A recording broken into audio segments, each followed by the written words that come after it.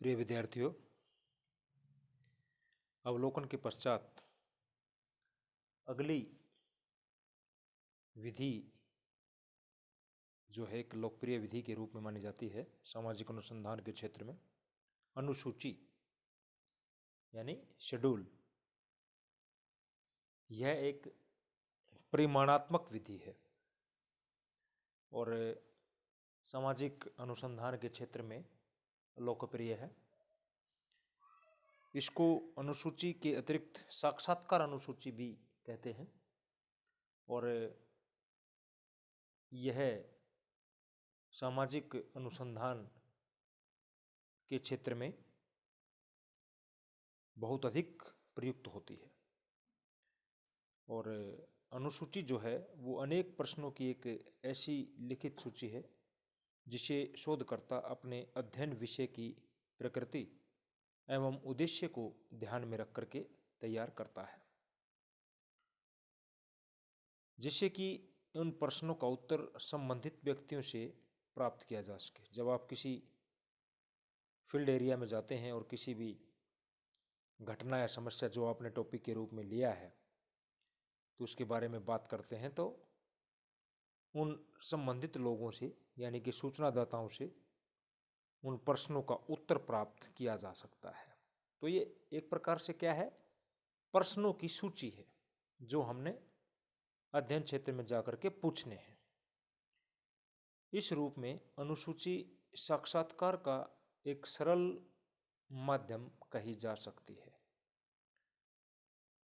यह तथ्य संकलन की ऐसी विधि है जिसमें अवलोकन, साक्षात्कार और प्रश्नावली तीनों की विशेषताओं का समन्वय होता है। यानी प्रश्न अगर आप पूछ रहे हैं तो एक प्रकार का इंटरव्यू हो गया, प्रश्न पूछ रहे हैं तो एक प्रकार की प्रश्नावली भी है ये, और अवलोकन हमेशा से अनुसंधानकर्ता साथ साथ यूज करता ही है। किसी भी घटना के विषय में ज्ञानेंद्रियों का प्रयोग करते हुए वो प्रश्न पूछते वक्त भी किसी तथ्य का बारीकी से निरीक्षण करता है, तो अवलोकन की भी पद्धति साथ साथ चलती है। तो अनुसूची आप ऐसी परिमाणात्मक विधि है जिसके अंतर्गत अवलोकन, साक्षात्कार और प्रश्नावली तीनों ही की विशेषताओं का समन्वय पाया जाता है। अनुसूची की परिभाषाएं। गुडे एवं हार्ट के अनुसार अनुसूची प्राय प्रश्नों के एक समूह के लिए उपयोग में लाया जाने वाला नाम है जो एक साक्षात्कारकर्ता के द्वारा अन्य व्यक्तियों की आमने सामने की स्थिति में पूछे और भरे जाते हैं। यानी सूचनादाताओं से, रिस्पोंडेंट से सामने बैठ करके उत्तर अपने हाथ से भरता है।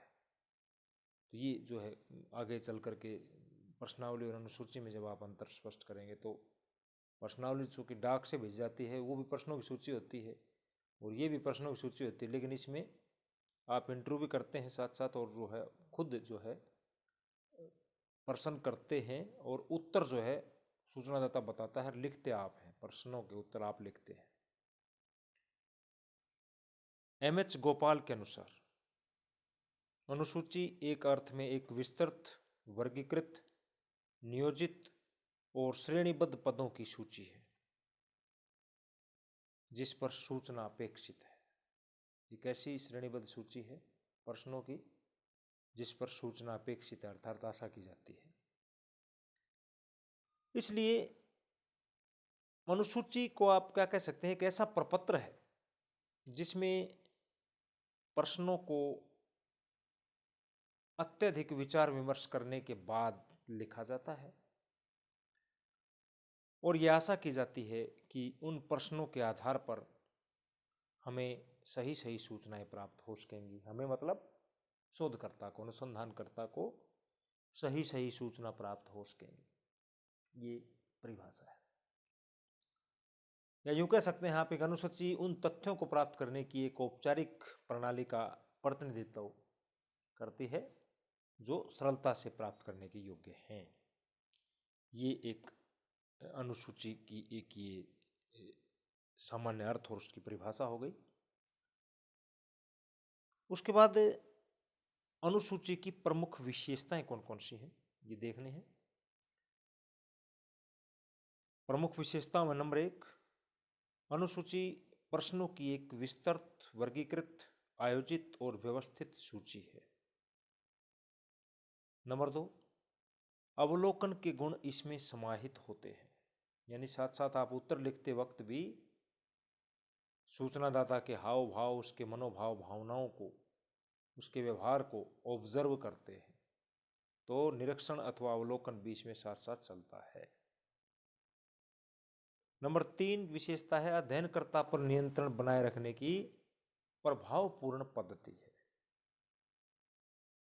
नंबर 4, अशिक्षित उत्तरदाताओं के लिए ज्यादा प्रयुक्त होती है, यानी कि लोकप्रिय है। प्रश्नावली तो डाक द्वारा भेजते हैं चूंकि, तो इसलिए वो हमेशा ऐसे सूचनादाताओं को ध्यान में रख करके भेजी जाती है जो शिक्षित है, पढ़े लिखे, खुद भरेंगे उत्तर उसमें वो सूचनादाता। और इसमें अशिक्षित सूचनादाताओं में ज्यादा इसका प्रयोग किया जाता है अनुसूची का। छोटे अध्ययन क्षेत्रों के लिए ज्यादा उपयुक्त है क्योंकि इसमें मेहनत होती है। सूचनादाता से प्रश्न आप पूछते हैं तो शोधकर्ता को काफी परिश्रम करना पड़ता है, समय लगता है इसमें, क्योंकि उत्तर आप स्वयं भरते हैं। अवलोकन, साक्षात्कार और प्रश्नावली, इन तीनों ही पद्धतियों का समावेश अनुसूची नामक विधि में मिलता है। एक लेखबद्ध अन्वेषण प्रपत्र है, ये एक अन्वेषक का लेखबद्ध प्रपत्र है। ये अनुसूची की प्रमुख जो है विशेषताएं आपको देखने को मिलती है। अनुसूची के उद्देश्य, शोधकर्ता के लिए क्या उद्देश्य है? प्रामाणिक और वस्तुनिष्ठ अध्ययन करना एक सबसे प्रमुख उद्देश्य है। सूचनादाताओं का व्यवस्थित संकलन करना भी उद्देश्य है, सिस्टमेटाइज ढंग से उनका कलेक्शन सूचनाओं का। सूचनाओं के अपूर्ण एवं अनावश्यक संकलन से बचाव अनुसूची का एक ये प्रमुख उद्देश्य माना जाता है, क्योंकि इसमें अनुसंधानकर्ता स्वयं प्रश्नों के उत्तर जो है लिपिबद्ध करता है, लोगों से पूछ करके, अध्ययन क्षेत्र में जा करके। तो इसके अंदर अनावश्यक संकलन नहीं होता क्योंकि आप स्वयं उत्तर भरते हैं और आपको पता है क्या पूछना है क्या नहीं पूछना है। उसी तरह पहले आप लेखबद्ध कर, लिपिबद्ध करके आए हैं, क्वेश्चन की सूची बनवा करके आए हैं, वही तो अनुसूची है जो आपके हाथ में है और आपको उसका उत्तर भरना है। तो अनावश्यक सूचनाएं का संकलन नहीं होता, कचरा एकत्रित नहीं होता अध्ययन के अंदर। रिसर्च में जो टू द पॉइंट सूचनाएं एकत्रित होती है। मात्रात्मक मापन इसमें संभव है। अनुसूची के अंतर्गत जो है मात्रात्मक मापन भी एक प्रकार का इसमें उद्देश्य है, क्योंकि गुणात्मक पद्धतों को मात्रात्मक पद्धतों के रूप में परिणत करके अनुसूची जो है मापन योग्य बनाती है। अनुसूची के प्रकार,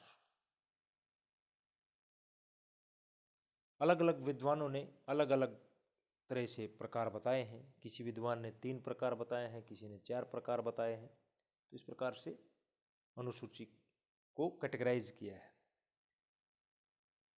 विभिन्न विद्वानों ने अपने तरीके से उल्लेख किया है। जैसे पीवी यंग ने अनुसूची 4 प्रकार की बतलाई है और अन्य विद्वानों ने अनुसूची के अपने अपने ढंग से प्रकार बताए हैं।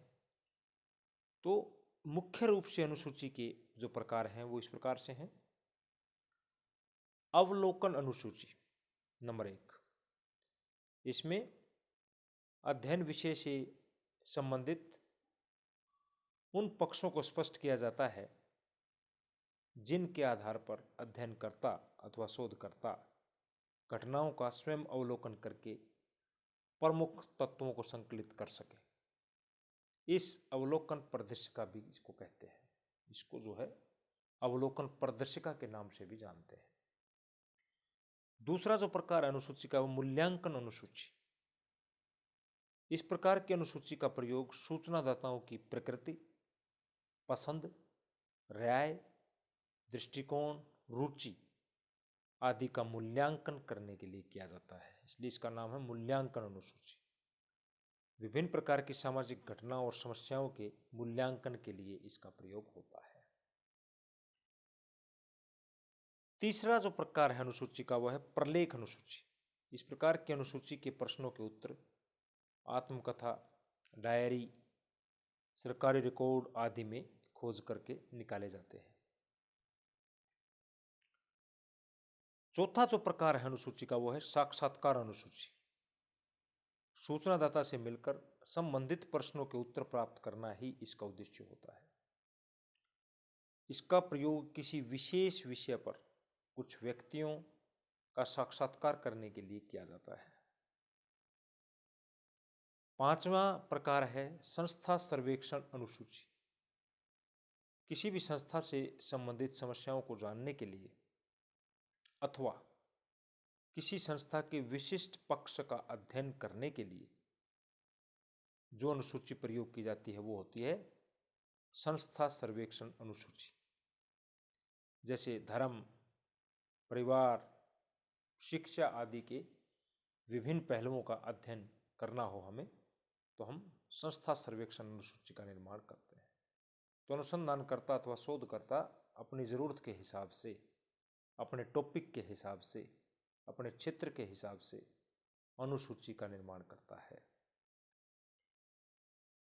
एक अच्छी अनुसूची की कौन कौन सी खासियत होनी चाहिए? एक अच्छी अनुसूची या एक उत्तम शेड्यूल का कौन सी विशेषताएं हैं, कौन से लक्षण होते हैं? नंबर 1, सही संदेश वाहन। उससे भाई मैसेज ठीक जाना चाहिए सूचनादाताओं में, रिस्पोंडेंट्स में। सही प्रत्युत्तर, दोनों की स्थिति सही हो, इसके लिए इन गुणों का होना आवश्यक है। सही संदेश वाहन का होना आवश्यक है और सही प्रत्युत्तर, ये जो दो गुण हैं ये मस्ट है उत्तम अनुसूची में। और ये तब होंगे जब अनुसूची का स्वरूप जो है आकर्षक हो। एक उत्तम अनुसूची के कौन कौन से लक्षण होंगे? नंबर 1, अनुसूची का जो स्वरूप है वो आकर्षक हो, उसका आकार बढ़िया, साइज भी ठीक हो। प्रश्नों की जो संरचना है वो सरल हो। कठिन प्रश्न आप पूछोगे सूचनादाता की समझ में नहीं आएंगे। भ्रम में डालने वाले प्रश्न नहीं, प्रश्न जो है वो स्पष्ट हो, भ्रम में डालने वाले नहीं होने चाहिए। अध्ययन विषय की प्रकृति तथा उद्देश्य से संबंधित प्रश्न हो। अध्ययन विषय की प्रकृति और उद्देश्य से संबंधित प्रश्न होने चाहिए। और प्रश्न जो है वो अधिक लंबे भी नहीं होने चाहिए जिससे कि उत्तरदाता ऊबने लगे, वो बोर होने लगे। इतने लंबे उत्तर भी नहीं होने चाहिए। That's all.